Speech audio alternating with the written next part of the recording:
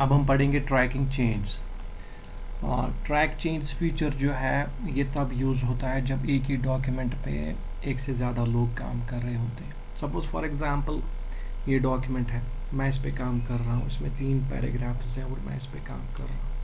Suppose मैं लिख रहा हूँ we are learning MS word.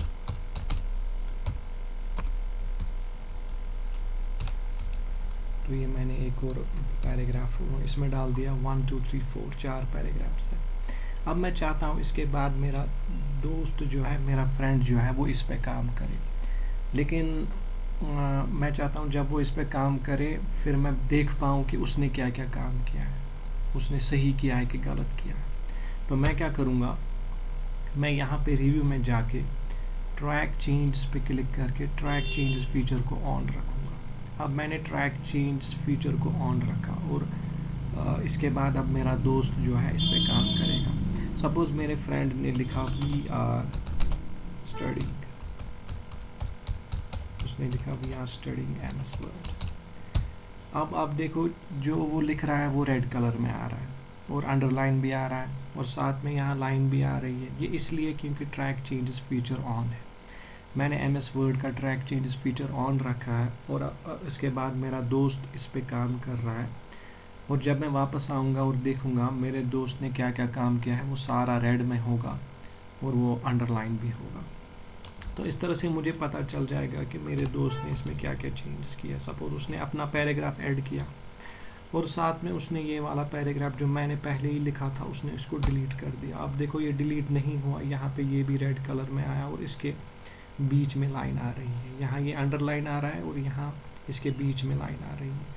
इसका मतलब ये उसने ये टेक्स्ट इंसर्ट किया और ये पैराग्राफ उसने डिलीट कर दिया। ये सब चीज़ें जो है अब डिफरेंट कलर में आ रही हैं क्योंकि ट्रैक चेंजेस फीचर जो है वो ऑन है। इसके बाद मैं वापस आ गया और मैंने देखा कि मेरे दोस्त ने डॉक्यूमेंट में ये 2 चीज़ें की है, ये डिलीट किया है और ये इंसर्ट किया है। क्योंकि ये डिफरेंट कलर में आ रहा है तो मुझे पता चला कि मेरे दोस्त ने इसमें क्या किया है। अब मुझे वापस इस पे काम करना है, तो सबसे पहले मैं ट्रैक चेंज फीचर को ऑफ रखूँगा। तो मैं यहाँ पे ट्रैक चेंज फीचर पे वापस क्लिक करके ट्रैक चेंज पे क्लिक करूँगा और ट्रैक चेंज फीचर जो है वो ऑफ हो गया। अब अगर मैं कुछ लिखूँगा वो वापस ब्लैक में आएगा।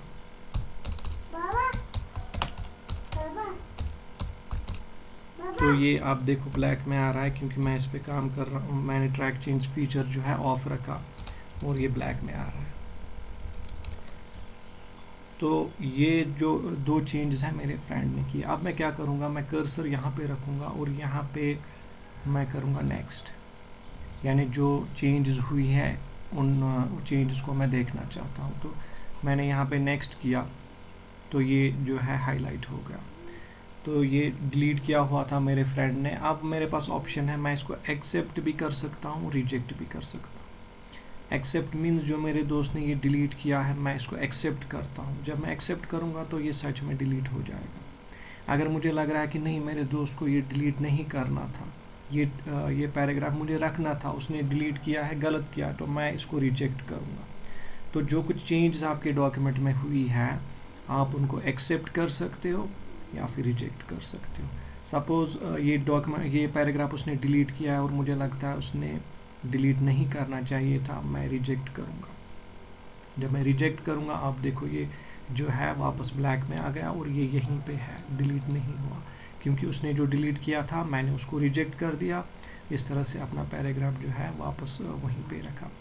दूसरा ये, इसके बाद फिर से नेक्स्ट, दूसरा ये भी हाईलाइट हो गया। ये उसने टेक्स्ट इंसर्ट किया था और मुझे ये टेक्स्ट चाहिए। मैं देख रहा हूँ कि ये टेक्स्ट जो है यहाँ पे मुझे चाहिए, ये चेंज जो उसने की है मेरे फ्रेंड ने सही किया है, तो एक्सेप्ट करूँगा। जब मैं एक्सेप्ट करूँगा इसके बाद और कोई चेंजेस नहीं है तो ओके करके आप देख लो ये पैराग्राफ जो है ब्लैक में आ गया, यानी मैंने इसको एक्सेप्ट कर लिया। तो इस तरह से अगर एक से ज़्यादा लोग एक ही डॉक्यूमेंट पे काम कर रहे हों तो ट्रैक चेंजेस फीचर से पता चल जाता है पहले वाले यूज़र को, जो ओनर ऑफ द डॉक्यूमेंट होता है, जिसने वो डॉक्यूमेंट बनाया होता है, उसको पता चल जाता है कि दूसरे यूज़र ने इस पे क्या क्या काम किया है, क्या क्या चेंजेस की है, और फिर वो उन चेंजेस को आइदर एक्सेप्ट कर सकता है या रिजेक्ट कर सकता है. So this was tracking change. इसी के साथ आपका ये चैप्टर जो है कंप्लीट हो जाता है. Thank you.